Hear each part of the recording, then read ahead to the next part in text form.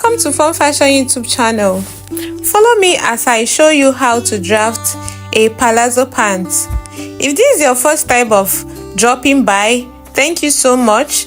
Don't forget to hit on the subscribe button if you have not subscribed. Turn on your notification bell so that you'll be notified whenever I post a new tutorial. I've gone ahead to mark all the horizontal lines on this pattern paper. That's the pant full length with the hemming allowance. Okay, I've also gone ahead to mark the waist to knee length of the pants, the waist to the crotch line of the pants, and also the hip line. Okay, so that first line is the waistline. I'm marking 1 inch out from the paper. That will be a vertical line as the starting line. Okay, I'll go ahead and also connect the points down to the full length and the hemming allowance. You come to the waistline and mark hip measurement divided by 4 plus 1. So I have 10.75 here. Then you come to the hip line as well and mark the hip measurement divided by 4 plus 1. Okay, so you come to the crotch line and also do the same thing. Mark hip measurement divided by 4 plus 1. Then you go ahead and connect the points. Then under the crotch line, you're going to be marking the thigh measurement. So you add 2 inches to the thigh measurement, divide by 2. So I have thigh measurement of 25 plus 2 is 27, divided by 2 give me 13.5. So you go ahead and mark 13.5 here. Okay,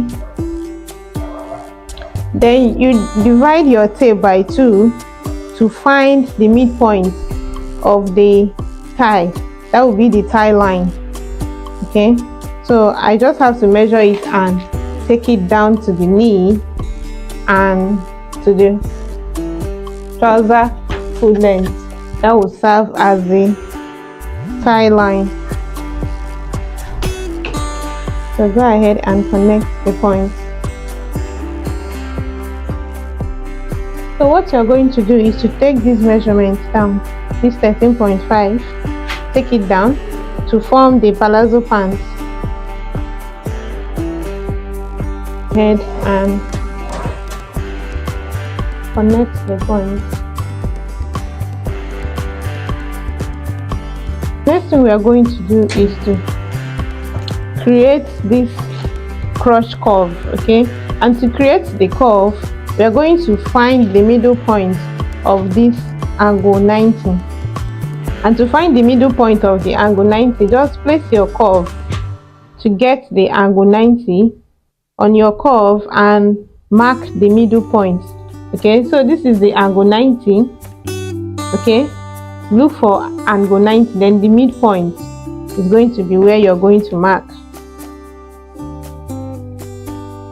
And create a straight line like this. So we have gotten the middle point of this angle 90. The next thing we are going to do is to come on that line and mark 0.5. okay, to create the crotch curve. You can take 0.75 or 0.5 depending on how deep you want the crotch to be. If you want a deep crotch curve, then go for 0.5. If you don't want it to be too deep, go for 0.75. But female pants is supposed to be deep. Okay, so now that we have done that, we're going to be marking the dart. Then to mark the dart, just use the nipple to nipple measurement.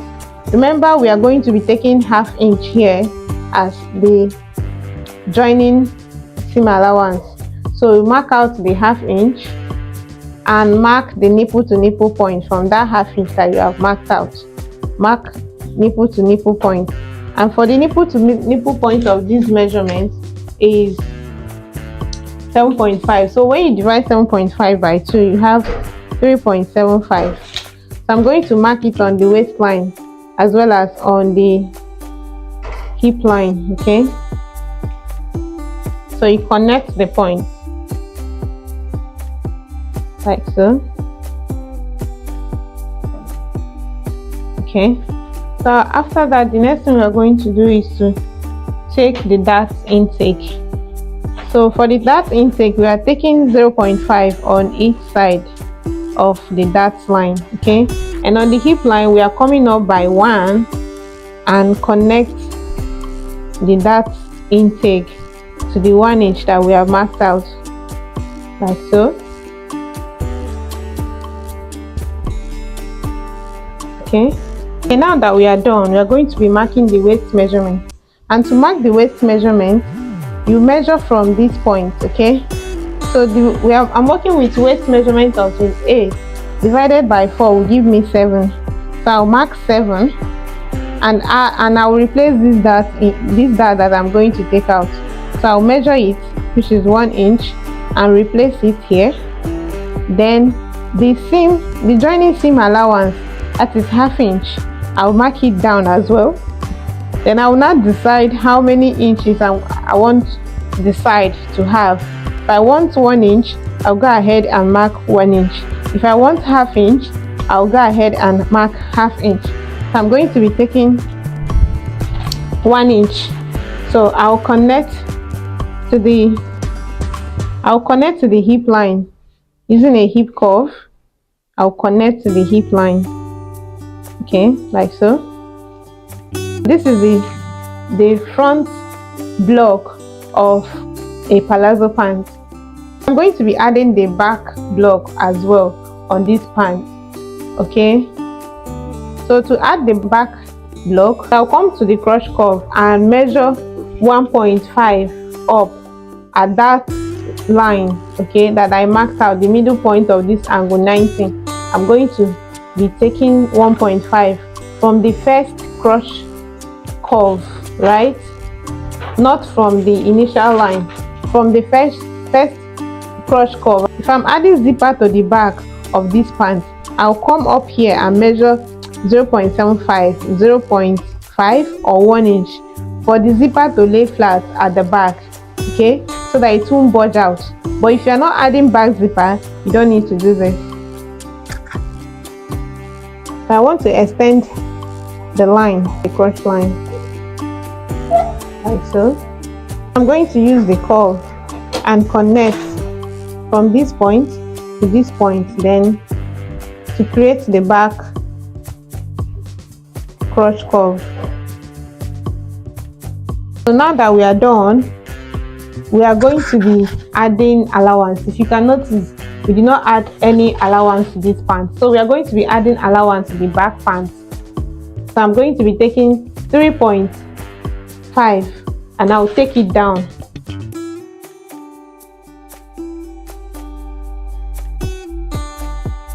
After that, the next thing we are going to do is to come over to this back and add 0.5 at the back so that it will not sag. Connect it to the waistline like so. Okay, so that's it for the palazzo pants. We are now going to cut the dart. We're going to be eliminating the dart and cut the pattern on our fabric. So I'm going to cut the dart open. If you want, you can go ahead and sew your darts down, but for me, I prefer to eliminate unnecessary darts. So don't worry, you don't need to worry. Even if you don't sew the darts down, your pants is still going to come out well. Okay, take these darts on top of the other darts to close up the darts. Okay, like so, like you see me doing.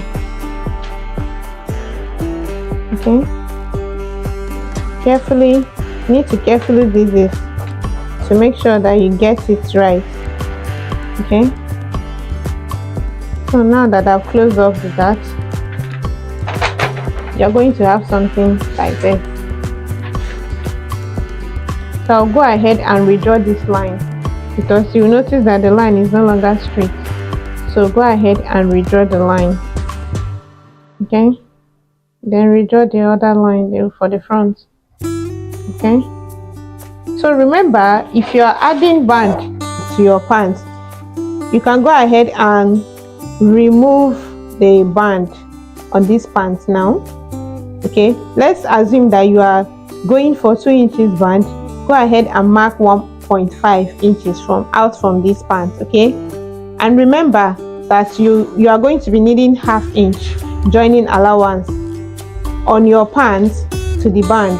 Okay, so if you are adding band of 2 inches, remove 1.5 from this pants, so that the 1/2 inch that is left will be used to join the band onto the pants. Okay, but if it is a jumpsuit like this, now I'm working on a jumpsuit, so I'm going to be adding extra 1/2 inch at the top of this pants that I'll use to join it to the bodies.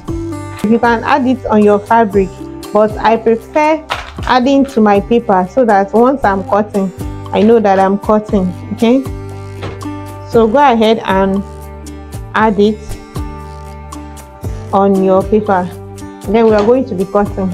Okay,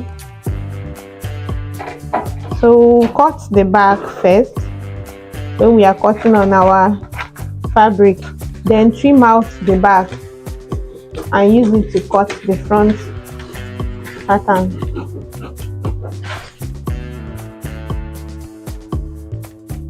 Okay, you cut the full length with the folding allowance.